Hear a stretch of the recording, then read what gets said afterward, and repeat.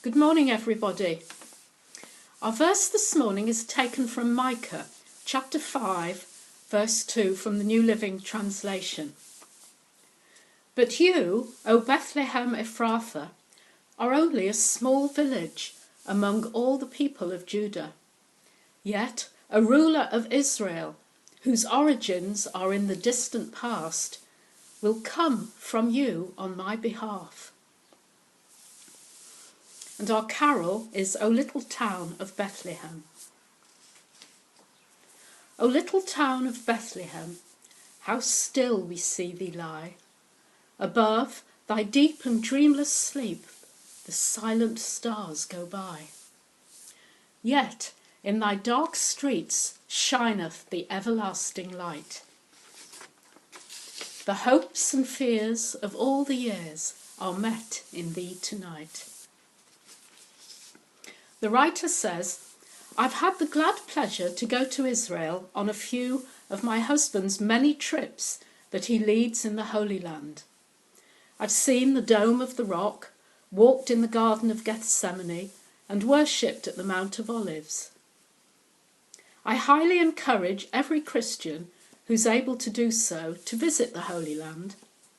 Seeing where Jesus walked and taught, where the disciples' faith both faltered and expanded, and where the focus of our worship lived, can bring radical clarity to your understanding and appreciation of the Bible. But there is at least one aspect that could prevent some from making the trip. The flight is long. From our airport in Dallas, a non-stop flight takes approximately 14 hours.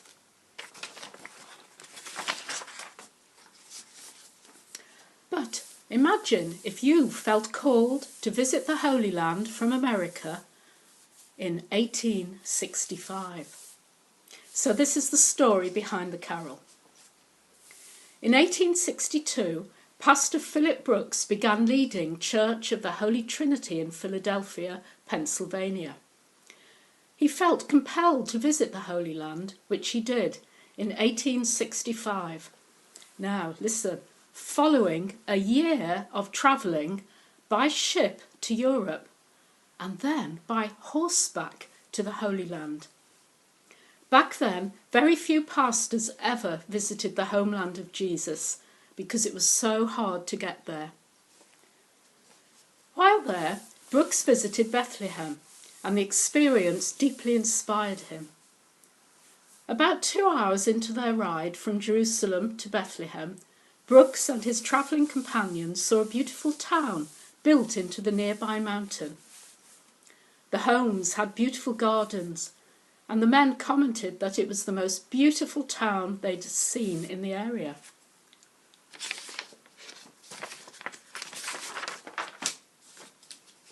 They continued to ride, hoping to arrive at the cave where people believed Jesus had been born.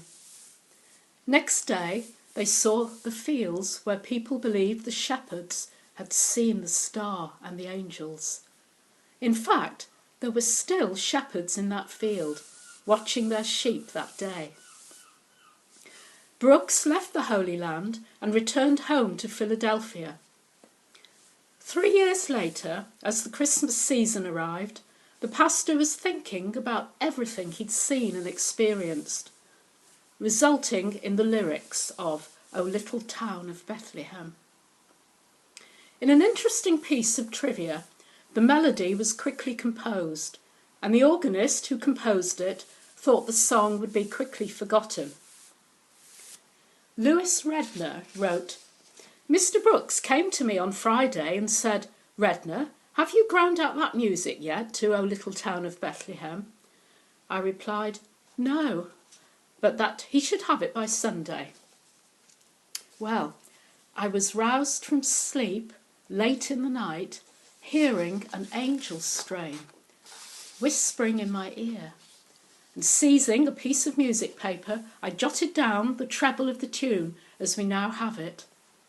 And on Sunday morning, before going to church, I filled in the harmony.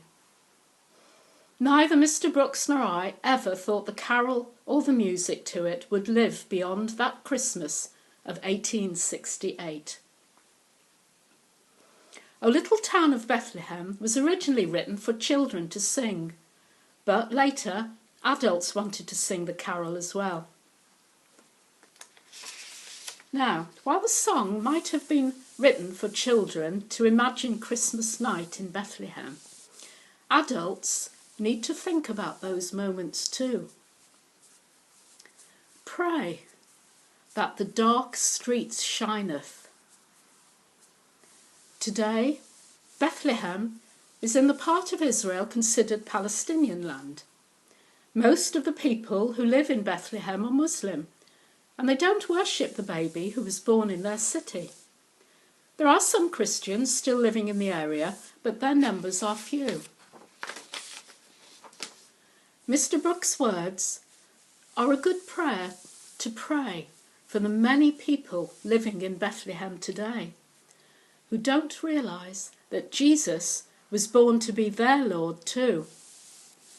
Wouldn't it be amazing if, once more, the dark streets of Bethlehem were made to shine with an everlasting light?